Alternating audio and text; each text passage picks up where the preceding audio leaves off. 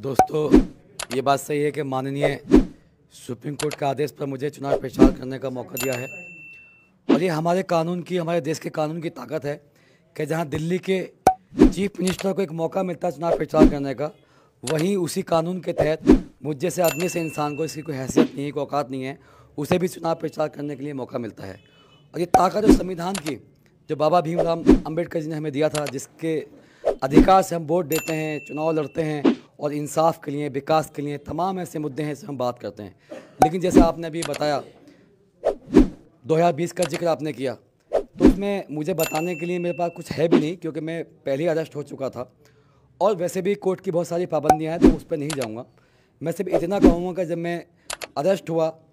और उससे पहले जब मेरा मीडिया में नाम स्टार्ट हुआ था, तभी उस वक्त जिस पार्टी में मैं था, जिस पार्टी के साथ मैंने 5 साल से लगातार दिन रात मेहनत की, इस विधानसभा मुश्ताबाद में आम आदमी पार्टी की पहचान कराई, 2017 में सबसे पहला चुनाव जीत के एक जीत की जो खुशी थी, जो एक परचम था, वो इस विधानसभा में मुश्ताबाद की जनता ने जिता करके आम आदमी पार्टी को, ताहिर हुसैन को जिता कर भेजा था। लेकिन अफसोस कि जब जो मुख्य पार्टियों ने एक साजिश रची, वो कहते हैं कि न जाने बादलों के दरमियान क्या साजिश हुई, मेरा घर मिट्टी का था, मेरे ही घर बारिश हुई। आप समझ रहे होंगे मैं क्या कहना चाह रहा हूँ। तो उन लड़ाई जो उन थी आम आदमी पार्टी की और बीजेपी की जीत की और हार की लड़ाई थी, जिसको दूसरा नाम दे दिया गया। बहरहाल जब तक जांच चलती है तो कोई भी उसको आरोपी के अलावा दूसरा कोई सज़ा नहीं मिलती है। लेकिन आम आदमी पार्टी ने एफआईआर होने से पहले ही मुझे पार्टी से बाहर निकाल दिया, मेरे पक्ष की भी बात नहीं की।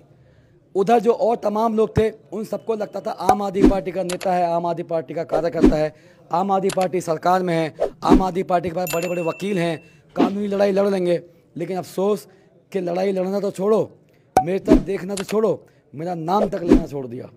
एक एक दिन बरसों से लगता जेल की 4 दीवारी में, नाम तलक तुम भूल गए मेरा, क्या खता थी यारी में। जिन लोगों से मैंने रिश्ता बनाया था, भाई का, नेता का, दोस्ती का,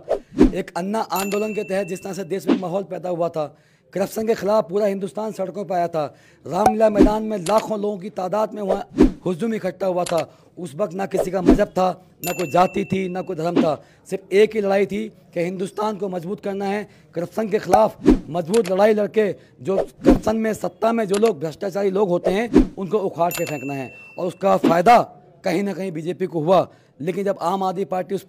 आंदोलन से निकली तो हमें यकीन था, विश्वास था कि आम आदमी पार्टी का जो वादे थे, जो